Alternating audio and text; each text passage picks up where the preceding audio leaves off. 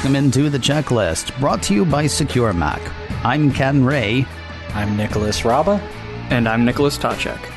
Today, we are looking at VPNs. If you're like most people, the first thing you do when you get a computer is go online. Now, I'm going to blow the minds of any kids listening, but there was a time when there was no such thing as going online. There was even no online. Computers were about computation. You'd have one big machine to tackle one big task, or maybe a few big tasks. And it didn't take long for people to realize that they could get even more big tasks done if they connected those big machines together. And thus began the growth of computer networks, which eventually led to the creation of the internet as we know it today. Flash forward several years, and networks now power much of our world, from hospitals to governments to financial institutions to quite possibly the most important thing known to man. I am, of course, speaking of Netflix. We've got our work, we've got our email, we've got our banking, and of course, we've got security concerns as well. In a world, I can't do that voice. In a world where surveillance of the internet is growing, and threats from hackers and other malicious parties are growing as well, as security is, of course, a real concern, that is why we are here. Privacy goes hand in hand with a lot of those security issues, and it's often the foundation for good security. Now, VPNs, or virtual private networks, are one way that you can take matters into your own hands and improve your privacy online. So today, 5 golden things about VPNs. Yes, I've still got a little bit of the holidays in me. Here's what we're hitting today on virtual private networks. What are they? Why should we use them? How do you pick a good VPN? How do you set up a VPN for your Mac? And finally, how do you set up a VPN on an iOS device? So let's start at the top, gentlemen. What exactly is a VPN? Well, as you just said, Ken, a VPN stands for Virtual Private Network. What does it mean when you string all those words together? Well, let's begin with a distinction. The internet is a network of networks, all connected to share information. Some of those networks on the internet are private. That is, they don't allow just anyone to connect to them. For example, this might be something you'd find in a business. A company has its own internal network of computers sharing data, and that network isn't shared outside that internal network. But sometimes someone has to travel for business. They'll need to access that network when they're physically away from the business. With login credentials supplied by the company, the user can log in securely to the company's servers. His or her computer will then appear as if all its traffic is originating from within the company network. It benefits from the company's encryption, too. So that's the virtual part of VPN. You're using the internet to connect to a network rather than connecting more directly. So today, VPNs occupy a space much larger than simply one for corporate telecommuters. VPNs offer several benefits to their users, which we'll touch upon in a moment. These benefits have led to the rise of commercial VPNs, which work a little bit differently than the corporate ones. These are what we're going to mostly focus on in this discussion, as they're more easily accessible for all users. So we can think of a commercial VPN as our own personal store for disguises to wear on the internet.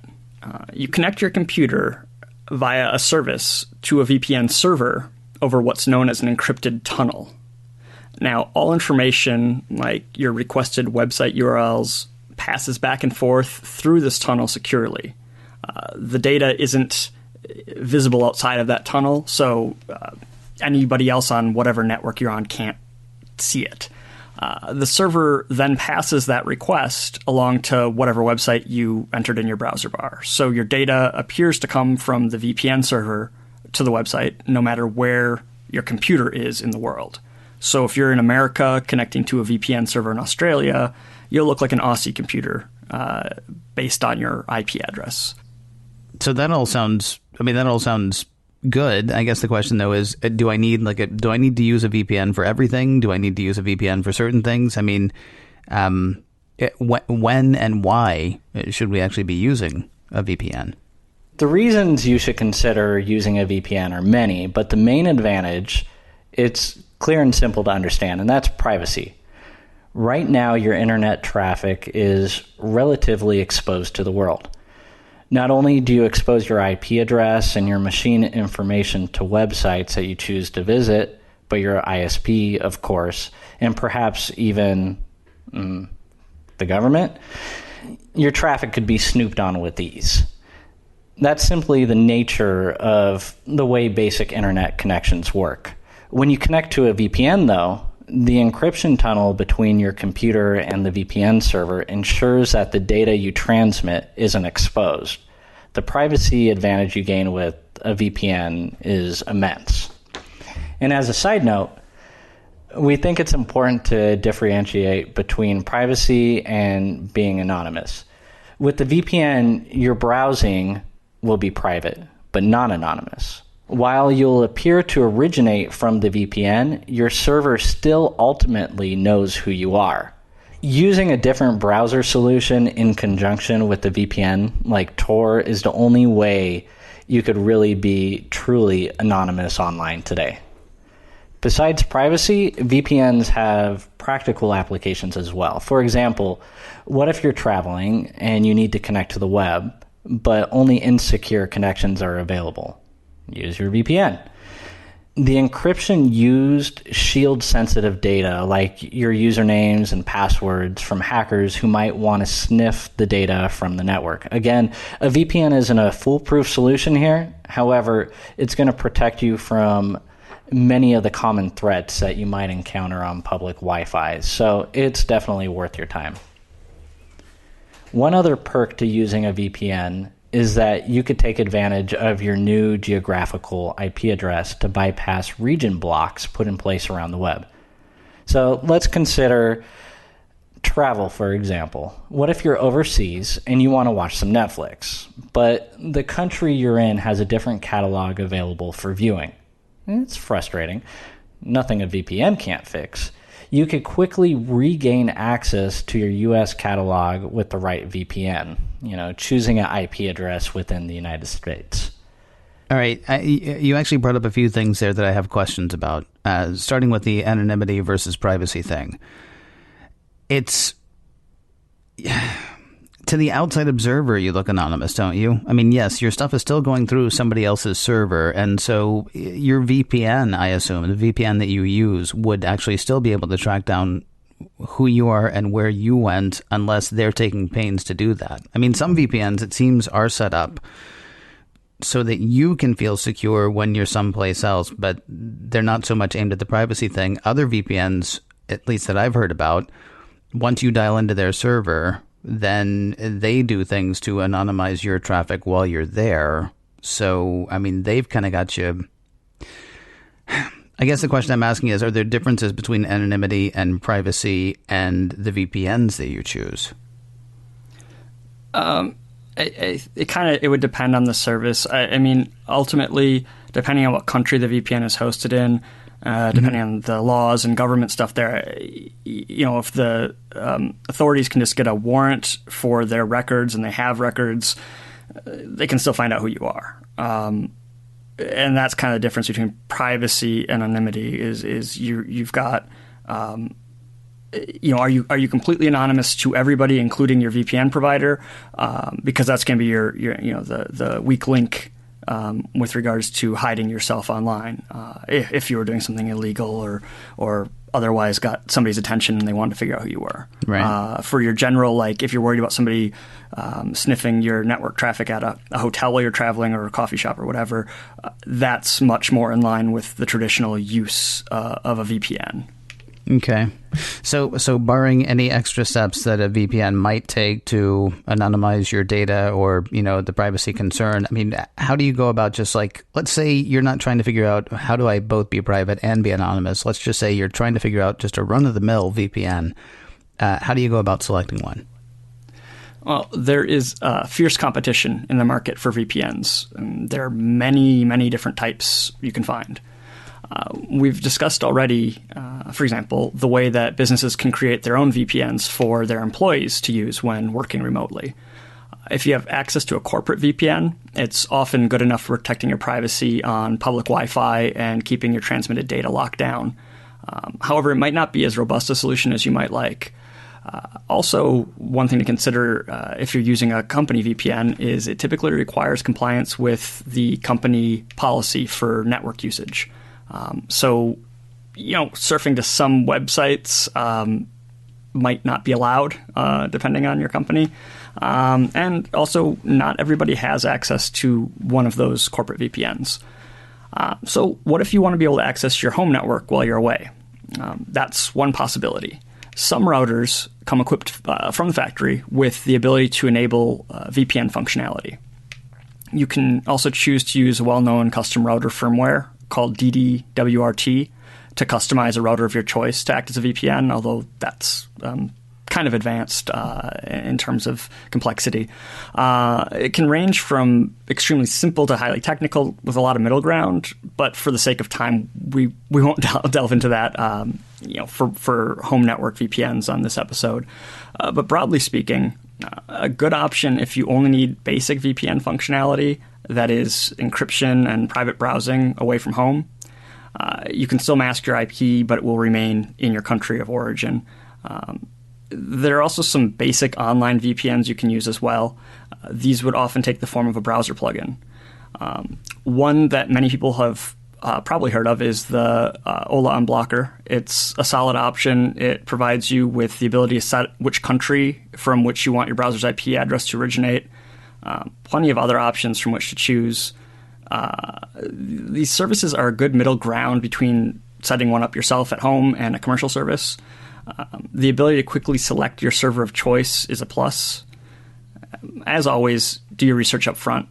There are also standalone software VPNs, many different options there. They offer more robust solutions for users who are looking for an all-around VPN solution. They have high-quality, high-bandwidth servers located all around the world. You can basically jump your IP address all over the globe. The nice thing about high bandwidth is you could still surf the web relatively quickly. If you were trying to connect back to your home VPN from the other side of the world and then stream Netflix, the bandwidth probably wouldn't be enough to give you a decent viewing experience. All of the commercial services have additional security protections built into the software to help keep you safe. As a software-based solution, it means everything you do on your system is tunneled over the VPN. So not just your web browser traffic, your instant message traffic would go through Skype, everything you use. These commercial services usually come with a monthly subscription fee, which helps offset their server costs. But it definitely can be the route to go for the simple setup solution. Yeah, because you're not just talking about something like an encryption solution here. I mean, you're talking about something that every time you go online, or every time you go online and activate the VPN anyway, this is a service. This is not a one and done solution. This is a service with which you're hooking up. Exactly. And while talking about the different services, I mean, there's plenty of them out there. There's also a few different comparison sites where you could compare the different VPN services and some of the security that it offers out there.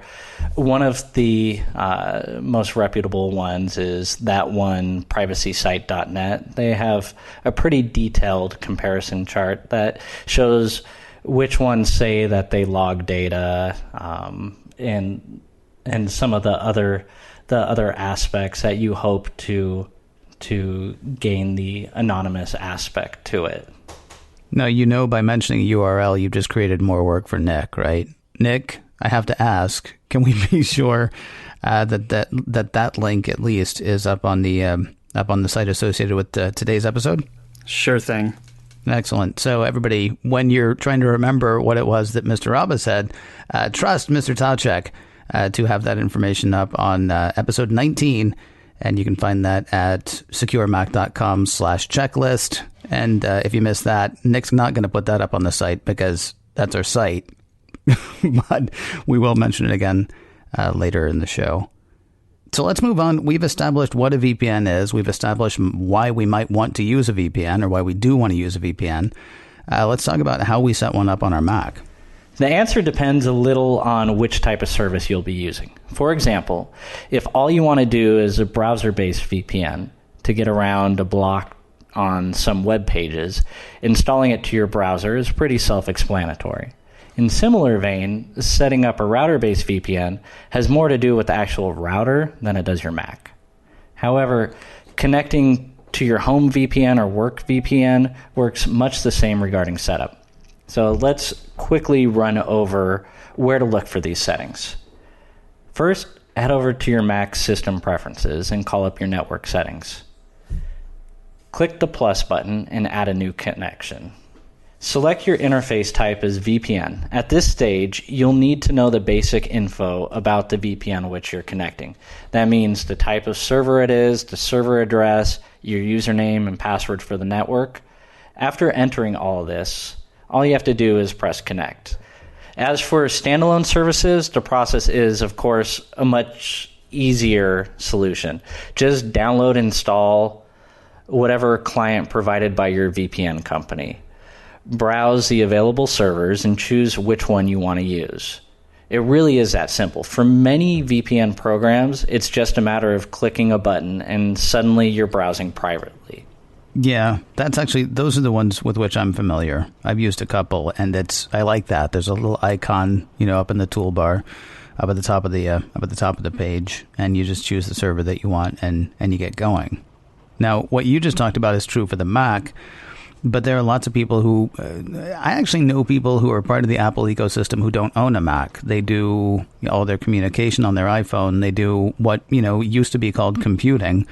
And it still is computing, but they're doing that now on iPads rather than on a more traditional computer. How do you go about setting up a VPN for iOS devices? The process is roughly the same if you already know the server to connect to. In your settings on your iOS device, there is a VPN option under the network settings, just as on your Mac. Here, you'll want to plug in the same relevant information as before: username, password, address, so forth. After completing the setup process, it's a simple toggle in the network settings to turn it on or off. When it's on, you'll be connecting through the VPN service. When it's off, you'll be using just whatever network connection you already have on your iOS device. Of course, there are also plenty of trusted VPN services available in the App Store as apps, and we'll include some options for those in our write-up on this episode. You can choose these if you don't have a home VPN or another option you can use for a connection. While it costs some cash, the reward is being able to browse more privately and securely even when your mobile device is all you have if you don't have access to that home VPN or another service. Plus, when necessary, you can even use your iOS device to tether another device as a hotspot. So connect your laptop to the same VPN as your phone. That's such a man, that creates so many links to the chain, though. I've actually never used my phone as a hotspot because to do that I would have to kill like another service plan that I have with my carrier and such, and it just goes it's a ripple effect. You start to change one thing and suddenly you have to change 10, and yet for privacy and security, I mean, that's sort of been one of the themes of this show as well, right? Not how much trouble it can be, but how one thing can affect so many other things. It all goes back to the general best practices thing, I think, that we've talked about pretty much since episode 1 of this show. Hey, if you missed any of those links that we were discussing earlier, if you want to go back and check some of the notes for today's show, there is that website that I mentioned earlier. This is the part where you either need to remember when I say it or go ahead and write it down. The website for this show is securemac.com/checklist. That is securemac.com/checklist. And you'll find notes there for every episode that we've done so far, from this one all the way back to the very first one a few months ago. If you have a question or a bit of a clarification that you'd like from anything that you heard today, or a topic you'd like to hear us cover in the future, we do have an email address as well. The email address for this show is checklist@securemac.com. That is checklist@securemac.com. And if you have trouble remembering that, please remember this. You are listening to The Checklist by Secure Mac. And we'll talk to you next week.